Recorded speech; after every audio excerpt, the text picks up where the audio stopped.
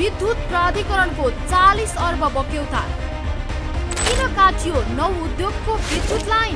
उद्योगीहरूले बिजुलीको बिल तिरेको छ, खालि यो विवादित रकमको नतिरेको हो र अहिले आएर यो एकैचोटि त्यसमा छलफल नगरिकन लाइन काटिदिँदाखेरि यो अन्तर्राष्ट्रिय रूपमा पनि एउटा यो अलिकति नेगेटिभ मेसेज जान्ने हामीले देखेको छौँ। लगानीको वातावरण पनि बिथोलिने हामीले देखेका छौँ। महसुल नतिर्ने उद्योगीहरूलाई प्राधिकरणको चेतावनी, किन तमासे बन्दैछ सरकार? विद्युत चोरहरूको पक्षमा पूर्व प्रधानमन्त्री ओली। कस्तो छ विद्युत उत्पादन र आपूर्तिको अवस्था? विद्युत महसुल तिर्न अटेरी गर्ने उद्योगीहरूका कारण उत्पन्न सङ्कट विशेष। The news review.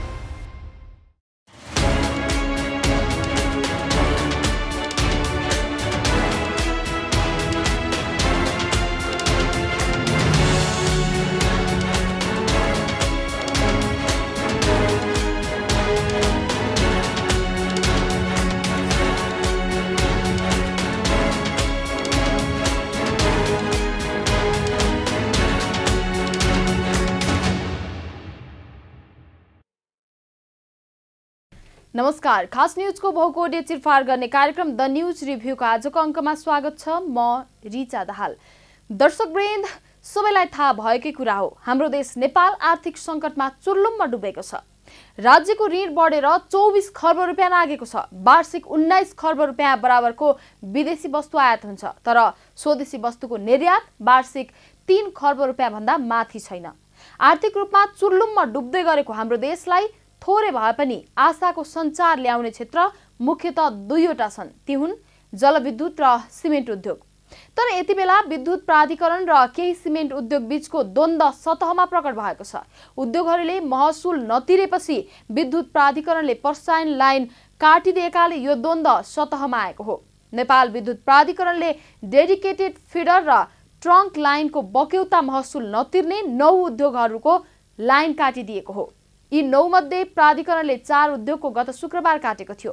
गत शुक्रबार 1 अर्ब भन्दा धेरै बक्यौता भएका उद्योगको लाइन काटिएको थियो। यसैगरी 50 करोड रुपियाँ भन्दा माथि बक्यौता भएका 5 उद्योगको लाइन प्राधिकरणले गत आइतबार काटिदिएको छ।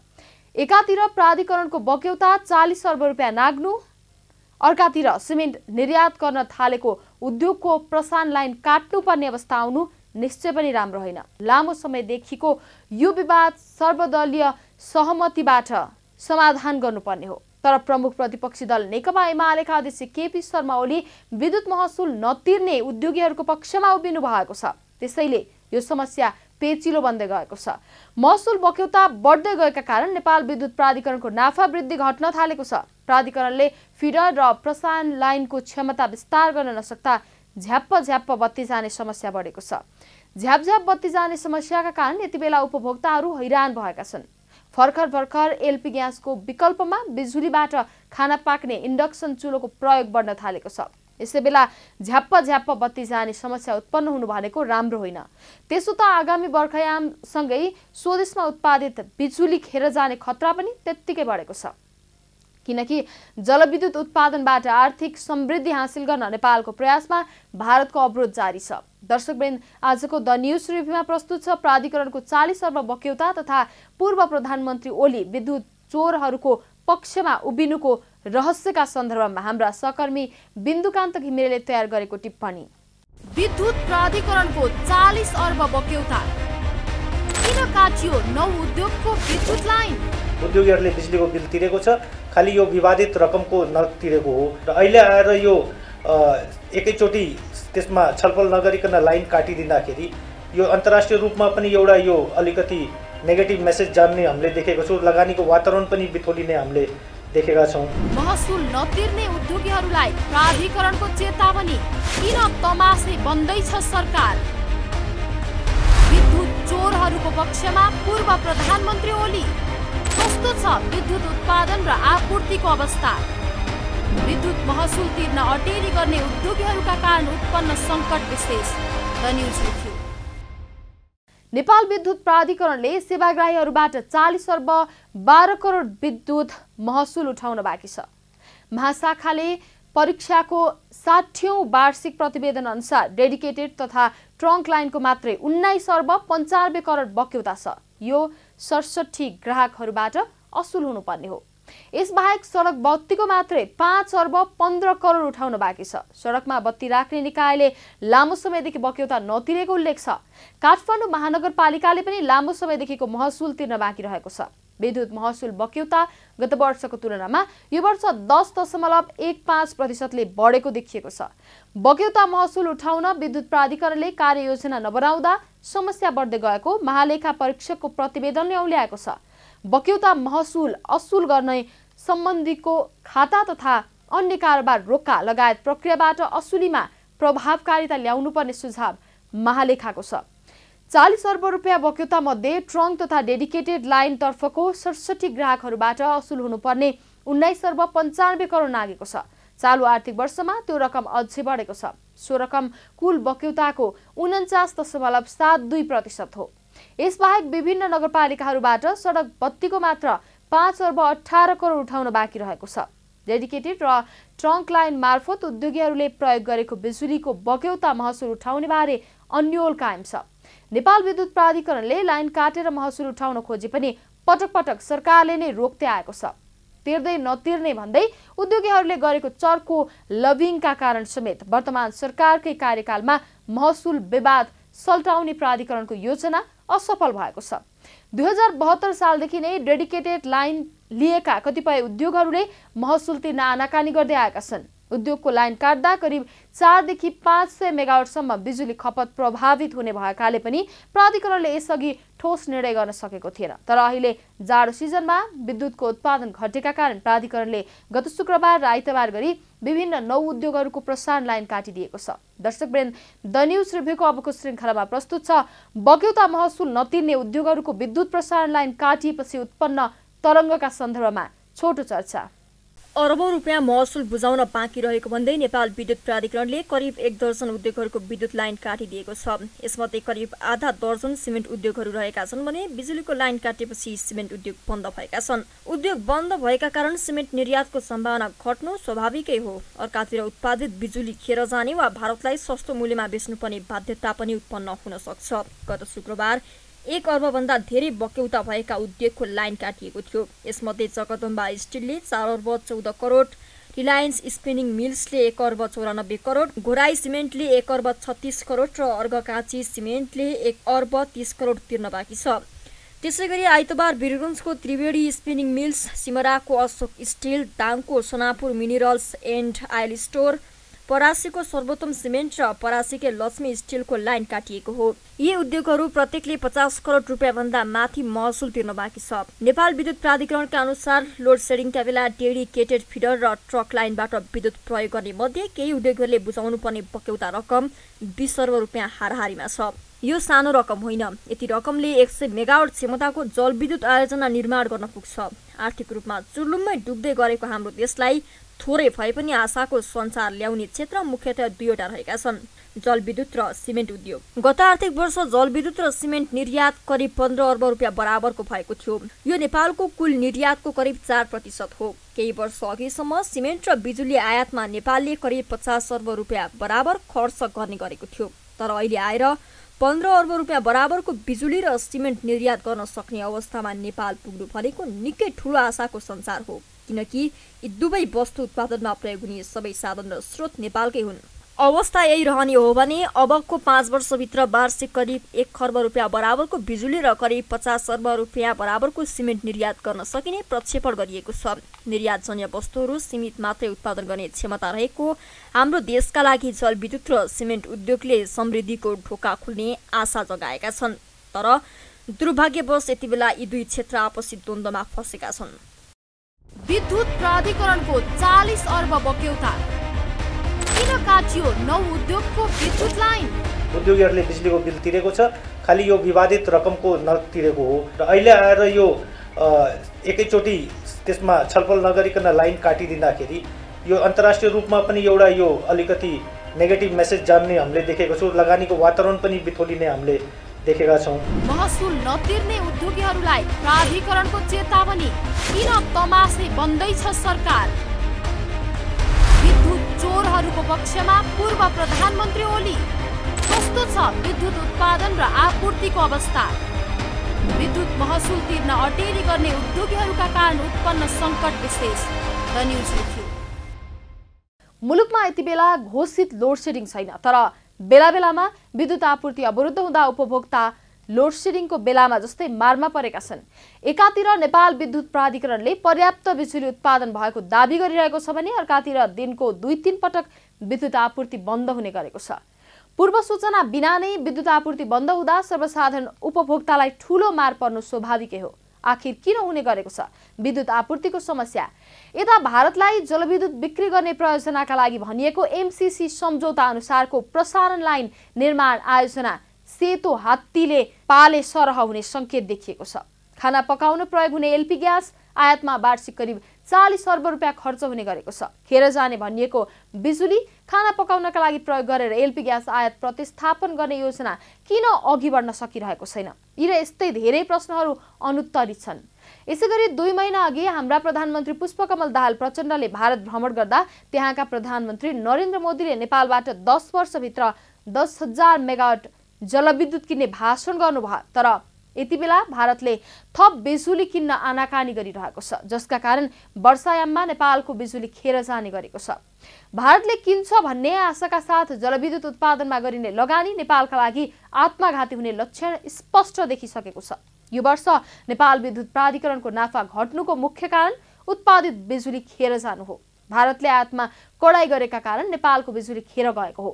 दर्शकवृन्द, आजको द न्युज रिभ्यूमा प्रस्तुत छ विद्युत प्राधिकरणको बढ्दो सङ्कट बेला नकुबेला झ्याप बत्ती जाने समस्या सन्दर्भमा छोटो चर्चा।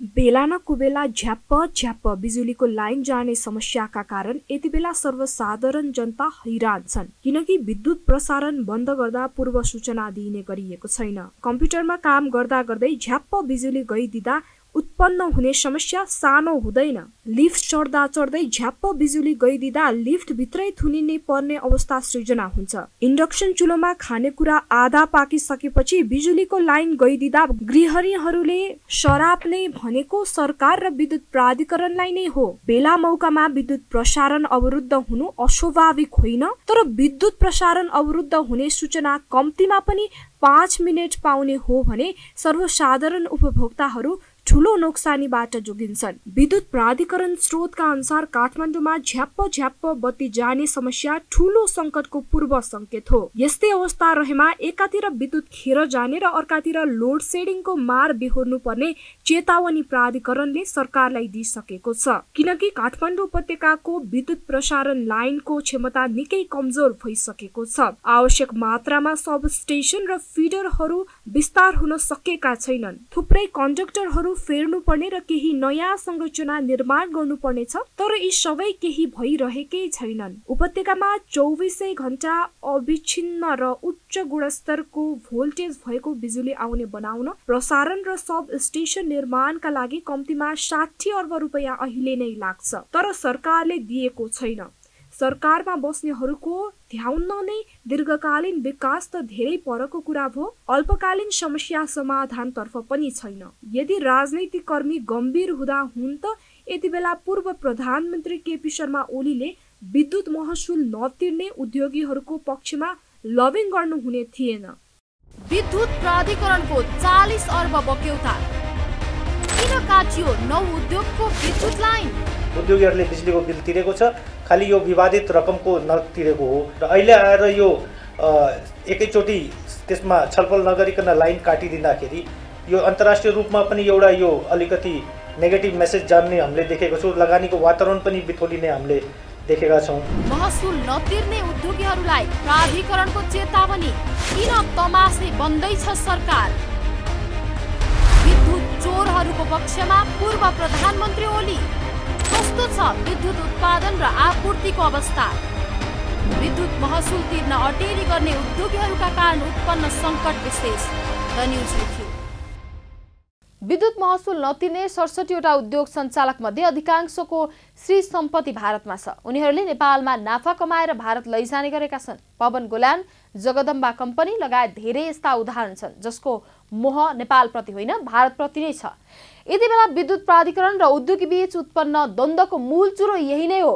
नेपाल विद्युत प्राधिकरणका कार्यकारी निर्देशक कुलमान घिसिङले डेढ महिना अघि एक सार्वजनिक कार्यक्रममा बोल्दै हाल मुलुकमा 2744 मेगावाट जलविद्युत उत्पादन क्षमता रहेको जानकारी दिनुभएको थियो। घिसिङका अनुसार हरेक वर्ष थप 800 मेगावाट विद्युत उत्पादन भइरहेको छ। अबको 5 वर्षभित्र उत्पादन क्षमता 7000 मेगावाट पुग्छ। विद्युत प्राधिकरणका कार्यकारी निर्देशक घिसिङले प्रक्षेपण गरेको यो तथ्याङ्क हामी नेपालीका लागि ज्यादै खुसीको कुरा हो, किनकि विक्रम सम्वत 1967 देखि 2048 सालसम्मको 62 वर्षको अवधिमा मुलुकमा 129 मेगावाट विद्युत उत्पादन क्षमता थियो। तर 2048 देखि 2079 सालसम्मको 31 वर्षको अवधिमा 2400 मेगावाट विद्युत उत्पादन क्षमता पुग्यो। 31 वर्षको अवधिमा विद्युत उत्पादनमा भएको यो वृद्धिले खुसी भइहाल्नुपर्ने अवस्था छैन, किनकि कार्यकारी निर्देशक घिसिङले प्रस्तुत गरेको अर्को तथ्याङ्क निकै डरलाग्दो छ। खपत हुन नसकेका कारण बिजुली खेर जान थालेको छ। अबको 3 वर्षपछि 2600 मेगावाट जलविद्युत खेर जाने सम्भावना छ। अबको 5 वर्षपछि 3000 मेगावाट जलविद्युत खेर जाने सम्भावना छ। दर्शकवृन्द, द न्यूज रिभ्यूको अबको श्रृङ्खलामा प्रस्तुत छ बिजुलीको खपत बढ्न नसक्दा उत्पादन हुने चुनौतीका सन्दर्भमा छोटो चर्चा। उत्पादित जलविद्युत खेर जानु भनेको अर्थतन्त्रका लागि निकै नै डरलाग्दो चुनौती हो। पहिलो कुरा त 1 मेगावाट जलविद्युत उत्पादन गर्ने आयोजना निर्माण सम्पन्न गर्न 20 करोड रुपियाँ खर्च हुन्छ। यस हिसाबले 3000 मेगावाट क्षमताका आयोजना निर्माणका लागि 6 खर्ब रुपियाँ खर्च भइसकेको हुन्छ। दोस्रो कुरा, खेर गएको बिजुलीको पनि सरकारले निजी क्षेत्रलाई रकम भुक्तानी गर्नुपर्छ। अहिलेको मूल्य अनुसार 3000 मेगावाट बिजुलीका लागि राज्यले वार्षिक करिब 1 खर्ब रुपियाँ भुक्तानी गर्नुपर्छ। नेपालका लागि यो धेरै ठूलो रकम हो। विद्युत खेर जान नदिन कि त आन्तरिक खपत बढाउनु पर्यो कि त उचित मूल्यमा निर्यात गर्न सक्नु पर्यो। तर यति धेरै बिजुली खपत गर्न सक्ने पूर्वाधार अबको 5 वर्षभित्र निर्माण गर्न सम्भव छैन। निर्यातका सन्दर्भमा भन्नुपर्दा हाम्रो बजारमा भारतीय सिन्डिकेट छ। भारतलाई बिजुली आवश्यक छ, तर नेपालबाट उचित मूल्यमा खरिद गर्ने आनाकानी गरिरहेको छ। बंगलादेशमा निर्यात गर्ने प्रयासलाई भारतले सकारात्मक रूपमा लिएको छैन। हालै सम्पन्न त्रिपक्षीय बैठकमा भारतले कुन आयोजनाको बिजुली बंगलादेश निर्यात गर्ने हो भनेर प्रश्न गरेको थियो। यो प्रश्न गम्भीर र रहस्यमय छ। पूर्वाधार निर्माणका लागि खरबौं रुपियाँ खर्च हुने तर प्रतिफल आउने बेला अनेक थरी उल्झन आइपर्ने दुर्भाग्यपूर्ण अवस्थाप्रति गम्भीर हुन जरुरी छ। जग्गाको मुआब्जा बाहेक करिब 40 अर्ब रुपियाँ लगानी गरेर निर्माण गरिएका भैर हवा र पोखरा अन्तर्राष्ट्रिय विमानस्थल अझै पनि प्रयोजनविहीन छन्। अर्बौं रुपियाँ खर्च गरेर निर्माण गरिएको जनकपुर जयनगर रेल काली लाग्दो घाटामा छ। निर्माण सम्पन्न भएको 2 वर्ष बित्न लाग्दा समेत जवारको सुक्खा बन्दरगाह प्रयोगमा आउन सकेको छैन। मेरम्ची खानेपानी आयोजनाको अवस्था झन् डरलाग्दो छ। मध्यपहाडी लोकमार्ग निर्माणका लागि 1 खर्ब रुपियाँ भन्दा बढी रकम खर्च भइसकेको छ, तर कुन जुगमा निर्माण सम्पन्न हुने हो त्यसको अझै टुङ्गो छैन। जग्गा अधिग्रहणका लागि करिब 70 अर्ब रुपियाँ खर्च गरिसकिएको बुढी गण्डकी जलविद्युत आयोजना निर्माणको काम कहिले सुरु हुने हो कुनै टुङ्गो छैन। अझ डरलाग्दो कुरा के छ भने नेपालको बिजुली निर्यातमा विश्वको महाशक्ति राष्ट्र अमेरिकाले एमसीसी सम्झौता मार्फत हात हालिसकेको छ। अहिले पनि भारतले त्रिशुली तथा यसका सहायक नदीमा निर्मित आयोजनाको बाहेक अरु बिजुली खरिद गर्न मानेको छैन। एमसीसी मार्फत बन्ने प्रसारण लाइन पनि यही आसपासका आयोजनाको बिजुली भारत निर्यात गर्ने गरी निर्माण सुरु गरिएको छ। अर्कातिर छिमेकी राष्ट्र चीनमा नेपालको बिजुली निर्यात हुने भनेको त्रिशुली करिडोर मार्फत हो। चीनले पनि सिगासेदेखि केरुङ जोड्ने गरी धमाधम विद्युत प्रसारण लाइन निर्माण गरिरहेको छ। तर चीनमा निर्यात गर्न सजिलो हुने आयोजनाको बिजुली मात्रै खरिद गर्ने बंगलादेशमा पनि यही क्षेत्रका आयोजनाको बिजुली निर्यात गर्न बाध्य पार्ने रणनीति भारतले अवलम्बन गरेको छ। भारतको यो रणनीतिलाई अमेरिकाले साथ दिएको विश्लेषण विज्ञहरूको छ। नेपालको निर्यात जन्य उत्पादन भनेको बिजुली हो, तर यसमा पनि अंकुश लागेको छ। विद्युत प्राधिकरणको 40 अर्ब बक्यौता किन काटियो? नौ उद्योगको विद्युत लाइन। उद्योगीहरूले बिजुलीको बिल तिरेको छ, खालि यो विवादित रकमको नतिरेको हो र अहिले आएर यो एकैचोटि त्यसमा छलफल नगरिकन लाइन काटिदिँदाखेरि यो अन्तर्राष्ट्रिय रूपमा पनि एउटा यो अलिकति नेगेटिभ मेसेज जान्ने हामीले देखेको छौँ। लगानीको वातावरण पनि बिथोलिने हामीले देखेका छौँ। महसुल नतिर्ने उद्योगीहरूलाई प्राधिकरणको चेतावनी, किन तमासे बन्दैछ सरकार? विद्युत चोरहरूको पक्षमा पूर्व प्रधानमन्त्री ओली। कस्तो छ विद्युत उत्पादन र आपूर्तिको अवस्था? विद्युत महसुल तिर्न अटेरी गर्ने उद्योगीहरूका कारण उत्पन्न सङ्कट विशेष। The news review. पेट्रोलियम पदार्थको विकल्पमा विद्युतको प्रयोग गर्न नसकिने होइन। पेट्रोलियम पदार्थलाई मात्रै विस्थापित गर्ने हो भने पनि हाम्रो मुलुकमा तत्काल 9000 मेगावाट विद्युत खपत हुने अवस्था छ। भारत रिसायो भनी हाम्रो बिजुली किनिदिँदैन भन्ने भाषण फलाक्नुपर्ने अवस्था छँदै छैन। सबै पेट्रोलियम पदार्थको आयात विस्थापन तत्काल गर्न नसकिएला, तर खाना पकाउने एलपी ग्यासको विस्थापन त तत्काल गर्न सकिने अवस्था छ। तैपनि एलपी ग्यास आयातलाई निरुत्साहित गरिएको छैन। यो मामिलामा गम्भीर षड्यन्त्र भइरहेको सजिलै बुझ्न सकिन्छ।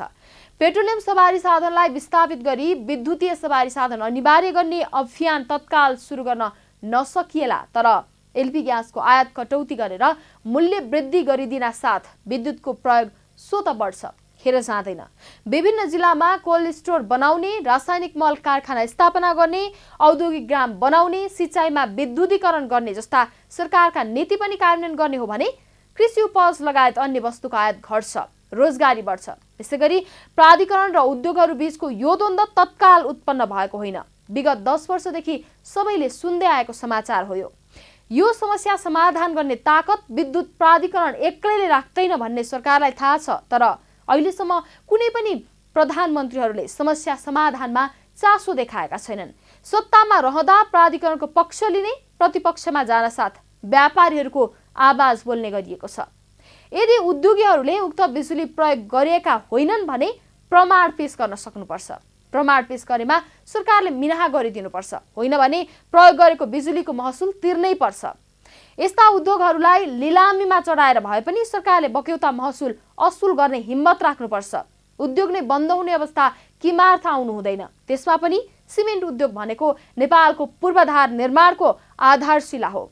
10 वर्ष अघि प्रति बोरा 900 रुपियाँ पर्ने सिमेन्टको मूल्य घटेर अहिले 500 रुपियाँ झरेको छ, जसका कारण विकास निर्माणको लागत घटेको छ। सर्वसाधारण जनताले समेत धमाधम पक्की घर निर्माण गरिरहेका छन्। उता उत्पादित बिजुलीको स्वदेशी बजार बढेको छ। सिमेन्ट उद्योगीहरूको यो सबल पक्षतर्फ पनि सरकारले ध्यान दिनु जरुरी छ। दर्शकवृन्द, द न्युज रिभ्यूका आजको प्रसङ्ग यति नै। तपाईँ न्युज नेपाल टेलिभिजनको प्रसारण युट्युब र फेसबुकमा पनि प्रत्यक्ष हेर्न सक्नुहुनेछ। आजको प्रस्तुतिबाट हामी सबैलाई बिदा दिनुहोस्। हेर्दै गर्नुहोला न्युज नेपाल टेलिभिजन। नमस्कार। विद्युत प्राधिकरणको 40 अर्ब बक्यौता किन काटियो 9 उद्योगको विद्युत लाइन? उद्योगीहरूले बिजुलीको बिल तिरेको छ, खालि यो विवादित रकमको नतिरेको हो र अहिले आएर यो एकैचोटि त्यसमा छलफल नगरिकन लाइन काटिदिँदाखेरि यो अन्तर्राष्ट्रिय रूपमा पनि एउटा यो अलिकति नेगेटिभ मेसेज जान्ने हामीले देखेको छौँ। लगानीको वातावरण पनि बिथोलिने हामीले देखेका छौँ। महसुल नतिर्ने उद्योगीहरूलाई प्राधिकरणको चेतावनी, किन तमासे बन्दैछ सरकार? विद्युत चोरहरूको पक्षमा पूर्व प्रधानमन्त्री ओली। कस्तो छ विद्युत उत्पादन र आपूर्तिको अवस्था? विद्युत महसुल तिर्न अटेरी गर्ने उद्योगीहरूका कारण उत्पन्न सङ्कट विशेष। The news review.